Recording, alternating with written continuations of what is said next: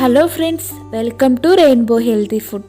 ఈరోజు మీకు వినాయకునికి ఎంతో ఇష్టమైన పాల తొలకల రెసిపీని చూపిస్తాను.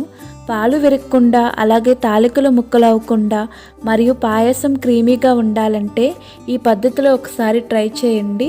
పాల తొలకలు పర్ఫెక్ట్గా వస్తాయి. తాలికల కోసం ఒక గ్లాస్ బియ్యం పిండి తీసుకున్నాను. ఇందులో 1 టేబుల్ స్పూన్ సన్నగా తురిమిన బెల్లం కూడా వేసుకోవాలి. అందులో కొంచెం సాల్ట్ కూడా వేసి ఈ బెల్లం అంతా పిండిలో కలిసేలా కలుపుకోవాలి. తాలికల కోసం ఇక్కడ నేను పొడి బియ్యం పిండిని తీసుకున్నాను. మీరు తడి బియ్యం పిండితో అయినా చేసుకోవచ్చు. బియ్యం పిండిని పక్కన ఉంచుకోండి. ఇప్పుడు స్టవ్ ఆన్ చేసుకుని గిన్నె పెట్టుకుని మనం ఏ గ్లాస్తో బియ్యం పిండి తీసుకున్నామో అదే గ్లాస్తో 1 కప్పున్నర బెల్లం తురుము వేసుకుని 1/2 కప్పు వాటర్ వేసి మీడియం ఫ్లేమ్లో పెట్టుకొని బెల్లం వాటర్లో కరిగే వరకు మరిగించుకోండి.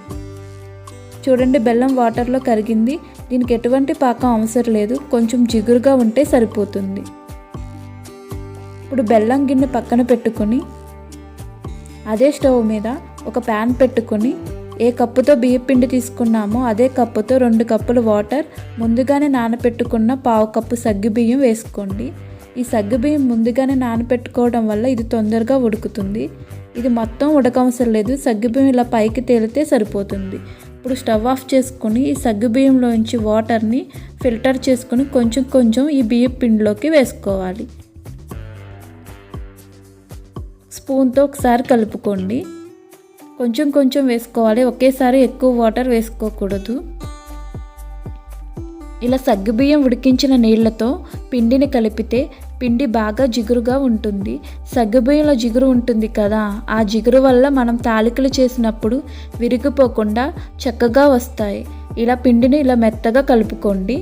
పిండి కలుపుతున్నప్పుడే మనకు అర్థమవుతుంది పిండి జిగురుగా ఉంటుందని.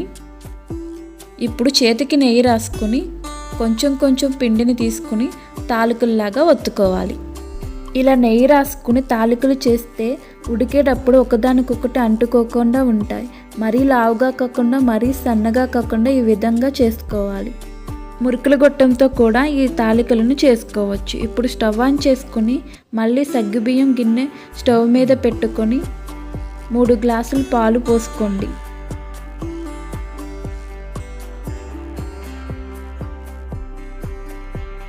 ఒకసారి మొత్తం కలుపుకొని మీడియం ఫ్లేమ్లో పెట్టుకొని ఈ పాలు ఒక పొంగొచ్చే వరకు కాగనివ్వాలి. మురుకుల గొట్టంలో లావు రంధ్రాలున్న ప్లేట్ ఉంటుంది కదా, ఆ ప్లేట్ని తీసుకుని దానికి కొంచెం నెయ్యి గ్రీస్ చేసుకొని పిండి పెట్టుకొని ఇలా తాలికలు వేసుకోవాలి. ఈ తాలికలు సగం వరకు వేసుకుని ఇవి ఉడికిన తరువాత మిగిలిన సగం వేసుకుందాం. మొత్తం ఒకేసారి వేసేసారంటే ఒకదానికొకటి అంటుకుపోతాయి. తాలికలు వేసాక గరిటెతో అస్సలు కదపకూడదు.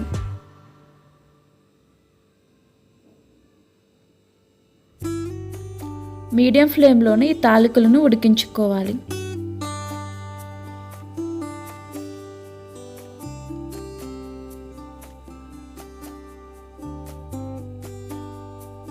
మురుకుల గొట్టంలో అడిగిన మిగిలిన పిండిని తీసుకుని కొంచెం వాటర్ వేసుకుని ఇలా కలుపుకోవాలి. ఎక్కడ ఉండలు లేకుండా కలుపుకోవాలి.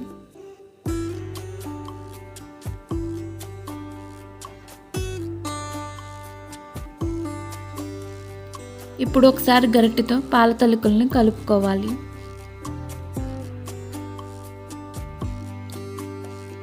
ఇప్పుడు ఈ తాలికలు ఉడికినాయో లేదో చెక్ చేద్దాం. ఒక తాలిక తీసుకుని స్పూన్తో ఇలా నొక్కితే అది కట్ అవ్వాలి, అంటే తాలికలు ఉడికినాయి అన్నమాట.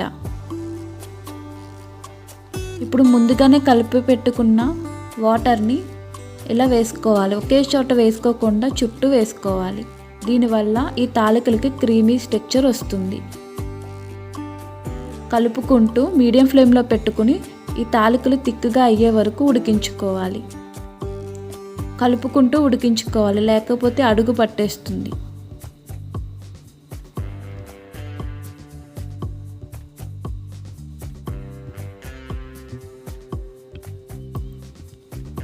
ఇప్పుడు స్టవ్ ఆఫ్ చేసి ముందుగానే మనం కాచి పెట్టుకున్న బెల్లపు సిరప్ని వేసుకోవాలి. ఈ బెల్లం సిరప్ చల్లగానే ఉండాలి. అలాగే మనం స్టవ్ ఆఫ్లో ఉన్నప్పుడు ఈ బెల్లం సిరప్ వేసుకొని తాలికలకి ఈ బెల్లం సిరప్ పట్టేలా మొత్తం కలుపుకోవాలి.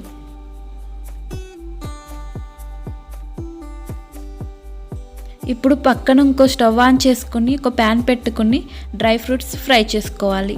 జీడిపప్పు, కిస్మిస్, కొంచెం కొబ్బరి ముక్కలు కూడా వేసుకుని ఫ్రై చేసుకుని ఈ తాలికల్లోకి కలుపుకోవాలి. చూడండి పాల తాలికలు ఎంత క్రీమీ స్ట్రక్చర్ వచ్చాయో, ఎక్కడ కూడా పాలు విరగకుండా తాలికలు విరగకుండా చాలా పర్ఫెక్ట్గా వచ్చాయి కదండి.